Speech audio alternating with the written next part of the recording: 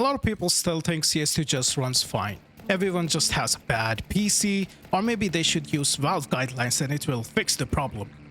The CS2 performance issue is more fundamental.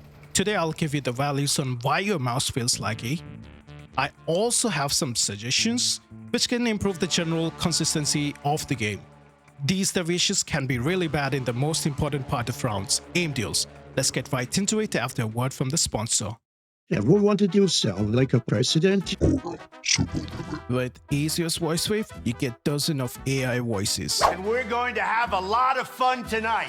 Create your own very custom voice, make it scary, make it funny, your rules. And gamers, relax, this thing barely eats any of your performance. So no excuse for losing that 1v1. Check out easiest voice wave, link is in the description. Pika. So the first thing I want to talk about, what is a frame time? So you do your mouse input, hopefully it begins just before simulation. The CPU submits this to the render queue and the GPU kind of renders all the shaders and finally it is scanned out to your display. This whole time is called the frame time.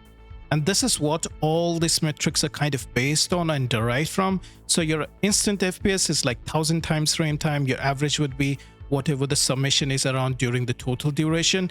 Then your P1 value will be the range of the lowest 1% of values, and your 1% low value will be the average of your lowest values, and the min will be the value which was the max of frame time. Now over here, I think I might have started a little bit of confusion. The average FPS is on the left, the min value is on the median, and the max value is on the right. So I just wanted to do a correction right over here. So which values do you really should focus on? Is it the average FPS? No. Is it the 1% loss? No, because they too can be inflated by the average FPS. The value that you really care about is the value which happens right when you're dueling, the frame time. So over here, you want to focus kind of on the worst frame time when you're kind of fighting. So we'll be focusing on the min value as it is more reflective of the performance when you're kind of fighting person, like in a duel or when the smokes are being rendered. Now in my previous video, I was both the client and the server. This was kind of tricky because it was degrading my performance because the server calculations I was doing on my client machine. So from now on, I'm connected to a different server. So I'm not doing those calculations. So I'm just playing as if I would be playing on a dedicated server, right? And now let's evaluate which of my claims are wrong, because a lot of people said that this wouldn't be true if I just connected via server to client. So let's go over there. As you can see, the Molotov still is degrading my performance even when I'm on a server. Now let's go to the other side of the map and see if it affects me on the other side of the map. So I'm here in the other corner. As you can see, it is still affecting my performance. Does shooting on the other side of the map affect your performance? Well, you can clearly see that it does. A very strange thing which I found was if you kind of shoot at the wall, you lose your FPS, like your minimum value goes down drastically and it doesn't recover. But if you're kind of shooting in the air, like you can look like your min values don't drop that much, and if they do drop, they recover really fast. So I only have two kind of solutions for this. One is that maybe it has something to do with decals because they might be degrading the performance, because when you shoot in the air, there is no decals. So Valve can kind of really patch this up by giving players the opportunity to kind of remove decals, or if there is some performance issue, they can really patch it up quite quick. So I hope they do so, and this is something that can really improve your performance. Secondly, it is really strange that different weapons, when shot, have like different levels of performance degradation for everyone. Like the XM will kind of do more degradation than an M4, and it gets even more complicated. So let's say we move on from the XM and we go to the Max 7. That is going to really degrade the performance in the server. And realize this is just one person shooting currently. All the player models are not moving. There is no smoke, no nade, and you can imagine the kind of fuss you can make. I can think of a bald Frenchman that does that on Inferno near half wall. Again, with the M249, not so much. With the Negev, not so much. But with the XM, well, it really gets very tricky, and with the Max 7 especially.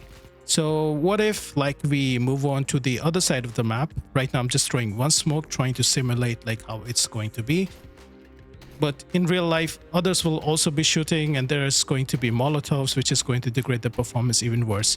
So maybe let's go a little bit far away and see if this is going to affect our performance if we are on the other side of the map. I'm gonna raise the volume up so you can kind of listen to it.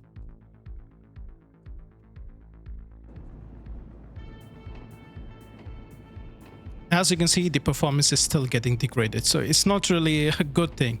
They really need to implement culling, just the way some person was talking about it on Twitter.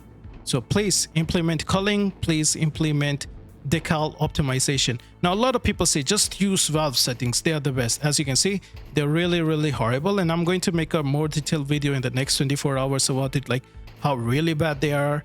And the reason for this smoothness is just because you don't have screen tearing, and it's really bad, as you can see the data. Now let's talk about latency. In my previous test, I showed you that the latency between all these three modes is fine, but I was having 1200 FPS when I did those tests. So in order to simulate the gunplay, we kind of have to test around 120 FPS. So what our latency range is going to look like? That is a really important question. So as you can see, compared to our best case scenario, which is 7 and 14 range, our range here is like 9 and 30, which is heaven and hell difference. And this is really going to degrade the way you can kind of track an enemy, because you're having such huge fluctuations in your aim.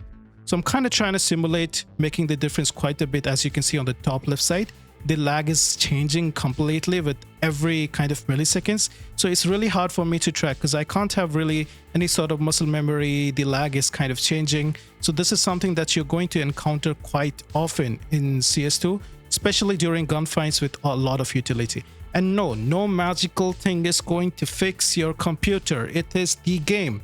Guys, please start expecting more from Valve. They cannot be shipping this out. I'm never abusive to them. I'm just saying expect more things. Do you hear me cry like Valve sucks? No, right? So please expect more and stop coping.